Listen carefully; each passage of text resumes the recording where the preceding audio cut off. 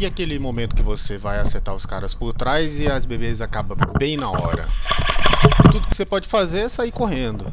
Que foi o que aconteceu aqui. Então eu tive que voltar, recarregar e depois continuar ali o avanço e ainda conseguir retirar os caras ali da posição que eles estavam.